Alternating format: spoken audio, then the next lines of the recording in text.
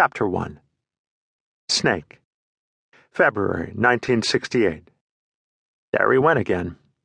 Smackman came unfocused in the middle of a word, the unformed syllable a dribble of bubbly spit along his chin, and leaned forward, that sudden rush of ecstasy, so slow and deep it put him out.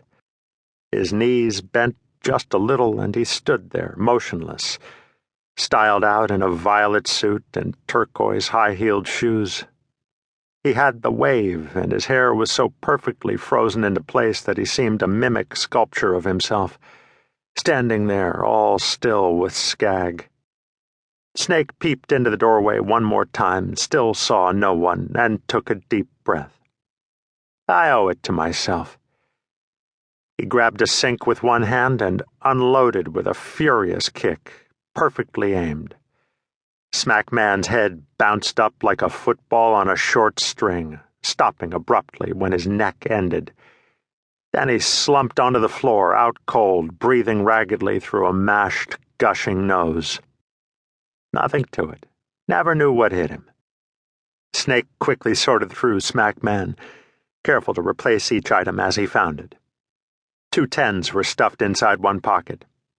What do you know? Smackman must be a bagman. Smackman should be ashamed. Snake pocketed the money, laughing to himself. For the good of society, and little kids on dope. He stood, pushing his glasses back up his nose, and scratched his head, studying his kill. Well, I gotta go tell Mr. Baum. What a bummer. And in 20 minutes he was on the street again, walking briskly toward nowhere under winter's lingering chill. His shoulders were raised underneath the gray sweatshirt, guarding hopelessly against the wind. His head was tilted to the side and back. A sneer sat tightly on his face. What the hell? You gotta believe in yourself. It was the right thing to do. A gust of wind swooped down from the amber mist of sky and chased him, rattling trash. Next to him, the door of an abandoned row house swung open and banged. The boards over its windows clapped against the building. His eyes scanned the building quickly, and his narrow shoulders raised against the biting wind again, but otherwise there was no reaction from him. Gotta be cool, man.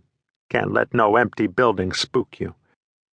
An old car clanked past him, spewing clouds of oil, and he eyed it also, not breaking his sauntering stride. Driving too slow. Looking for something. Hope it ain't me. He was small, with a mop of brittle hair. The hair flopped along his neck, bending with any hint of wind. His face was narrow and anonymous, but for the crooked memory of a broken nose and the clear eyes. The eyes were active and intense. He left the sidewalk, turning inside a rusted fence, and walked up to a row house stairway. He climbed the outside steps, pondering each one as if searching for an excuse not to ascend it, and did a mull dance on the landing, finally being chased inside by another gust of wind. Hell with it. Need a beer anyway. The black stench of air clung to him as he climbed the inside stairs. Sadie stuck her head out on the second landing, and he jammed a $10 bill inside her stained cotton robe.